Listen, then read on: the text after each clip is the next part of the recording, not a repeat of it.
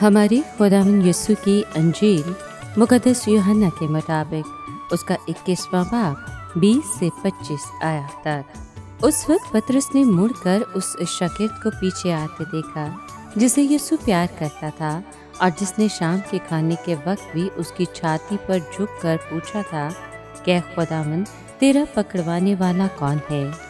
पतरस ने उसे देखकर यीशु से कहा, ए खुदावंद इसका क्या होगा।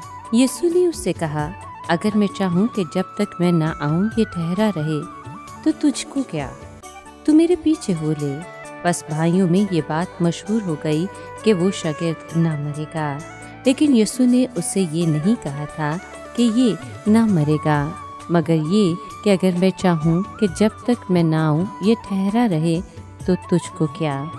ये वही शागिर्द है जो इन बातों की गवाही देता है और जिसने ये लिखा है, और हम जानते हैं कि इसकी गवाही सच्ची है।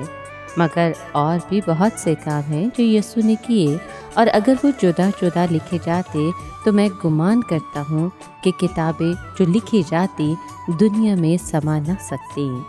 पाक कलाम के पढ़े और सुने जाने पर खुदावंद की बरकत हो, खुदा का शुक्र हो। अजीज दोस्तों, मालूम होता है कि पतरस खुदावंद के पीछे चलने लगा और फिर मुड़कर यूहन्ना को भी पीछे आते देखा। यहाँ यूहन्ना जरा तवक्कुफ करके अपनी शनाख्त करवाता है कि वो शागिर्द जिससे यीशु मोहब्बत रखता था और जिसने फसह के खाने के वक्त यीशु के सीने का सहारा लेकर पूछा था कि खुदावंद तेरा पकड़वाने वाला कौन है। जब पतरस ने यूहन्ना को देखा तो गालिबन उसको ख्याल आया कि उसका क्या हाल होगा। क्या वो भी शहीद की मौत मरेगा, या जब खुदावंद दोबारा आएगा तो उस वक्त तक जिंदा होगा।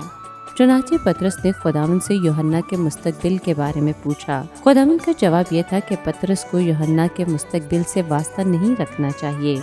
अगर वो मसीह की दूसरी आमद तक भी जिंदा रहे तो पतरस को क्या फ़र्क पड़ेगा।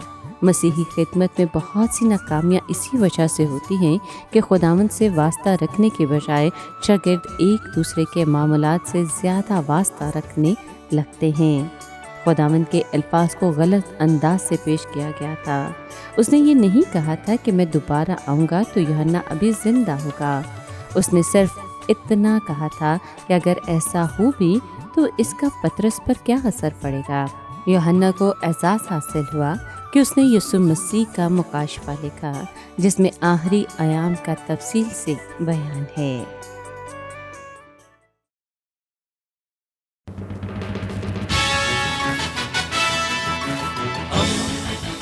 दोस्ती का पैगंबर, रेडियो वेरितास एशिया।